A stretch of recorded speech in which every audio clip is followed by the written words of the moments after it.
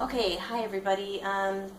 So I've got my daughter here, Sabrina. She is our videographer, and she is going to help me. I'm going to show you what I'm doing with the lights, but first I'm going to give you a little warning, something else that we learned along the way on the learning curve, and that is that when you have kids and they are dealing with your brooder box and your chicks, if they come out without you there, then sometimes bad things can happen. So you need to always be aware when your kids are in with your chicks and what they're doing with them out here. It's best if they have someone, if you have some adult watching how they're handling the chicks. Because I came out here and I found that they had put a friend in with Pippi, who is another Speckled Sussex. Might have been the one that we took out with her earlier today outside.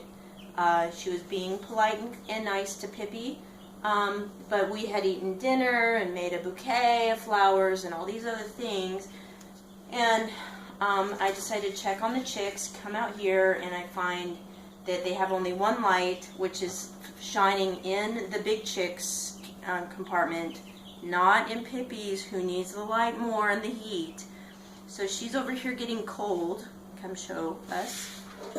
And the big chick I found over here going back and forth like an idiot trying to get back with its friends, and I don't know if it you know, trampled little Pippi, who is now, you know, huddled in the corner. So we're going to change the lights, give Pippi some light and heat. It's nighttime outside. Slowly, not so fast. And so we are going to put on the red light for the night and say goodnight to the chicks, and then I'm going to check out Pippi and make sure that she's all right. So this is kind of a precarious process. In the garage, I have rigged up the lights, and so we don't want to turn both of the lights off. So we will plug the red light in. This is the new 250 watt red bulb, and now we will unplug the white light.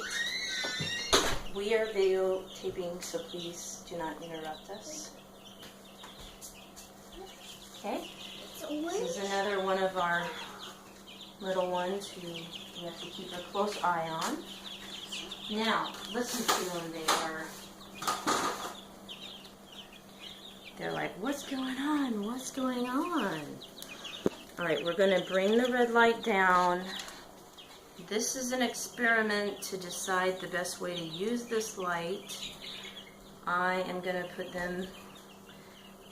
it over the 2 for now and keep an eye on that thermometer. I'm going to put it in close to Pippi because she hasn't had any heat for a while. I don't know how she's doing, but we're going to check her out. Now we devised a coat hanger wire to be used to keep them spaced apart. And we've had to turn the brooder carefully.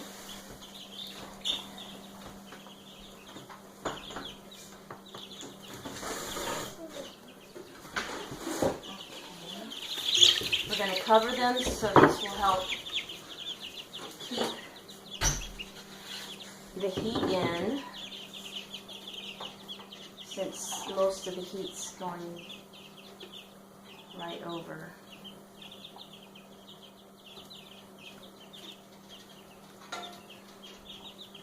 I want this off of here.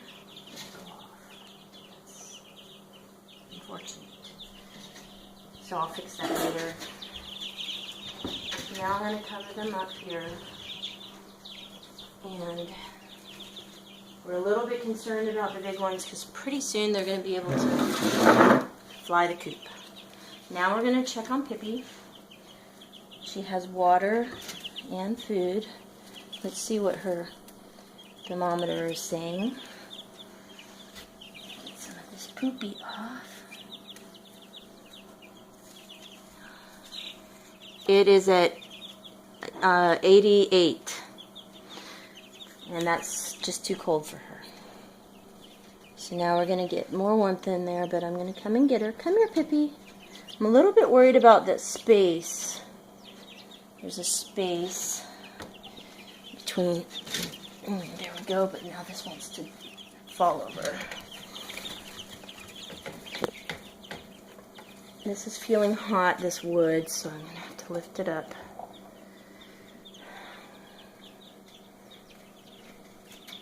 I may not be able to use the 250 watt red light. I wish that they had like a 125 watt red light at the feed store.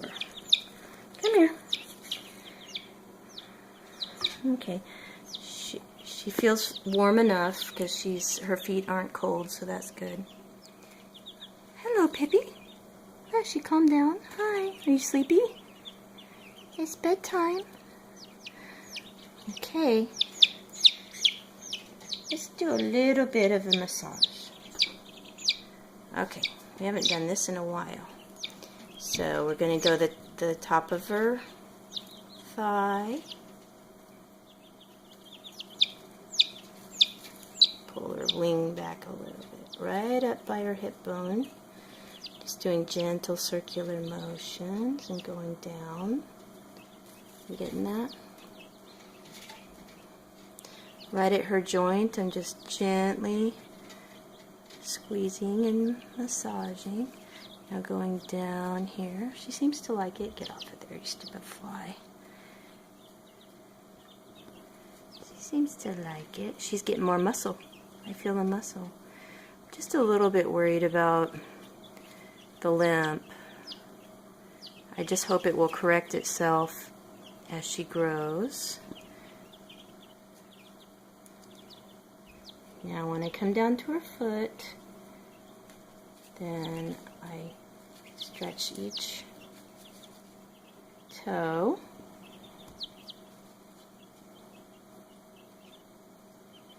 And then we do a gentle stretch. Now she starts to peep too loud, peep much, then I let go.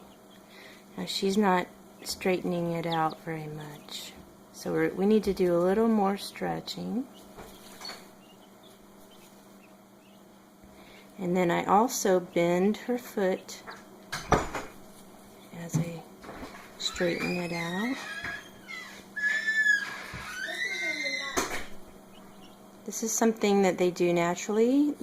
When they're well, they stretch out their legs and their wings together. Now I'm going to bicycle forward.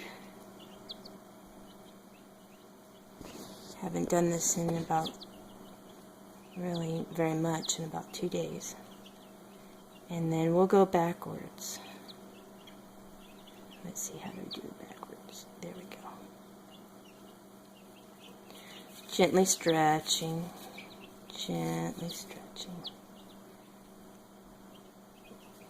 She seems to enjoy. There we go, the tension. I know I would like that. I know I would like that at bedtime. Yeah? Get my feet rubbed. Sometimes I do get my feet rubbed. Okay, normally I do the other side, but that's how we do it. I also like to massage her neck. Everything is connected, and if she's limping around, I go down her back. I think you're in the light, honey.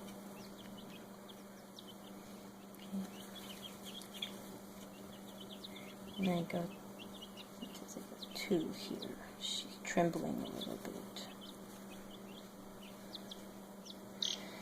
Alright. I'm assuming that she got water and food before we started.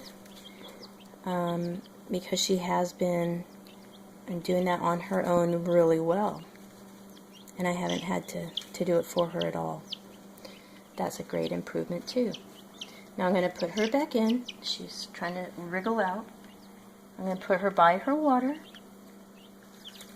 She just said, let me go.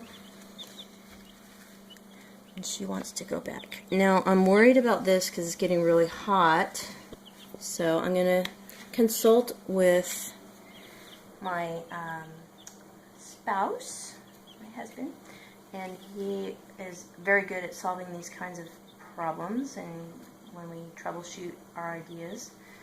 And so we're going to figure out what to do with the light situation, because that's not going to work. Alright, and we'll let you know when we come back and check in on Pippi tomorrow. Alright, see you then. Bye-bye.